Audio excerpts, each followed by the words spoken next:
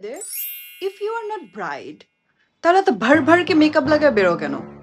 চলো দেখাই কিভাবে করতে হয়। প্রথমেই সকালবেলা উঠে তাড়াতাড়ি করে মুখটাকে ক্লিন করবা। তারপর toner, serum and moisturiser and of course sunscreen লাগাবা। আর কিছু লাগানোর দরকার আছে? অ্যান্ড দেন তারপর ধরো এরকম এরকম ম্যাজিক করে মাস্কারা আর একটা ব্লাশ লাগায় ফেলবা। সেম ব্লাশটা দিয়ে তুমি চোখে একটু দিতে পারো।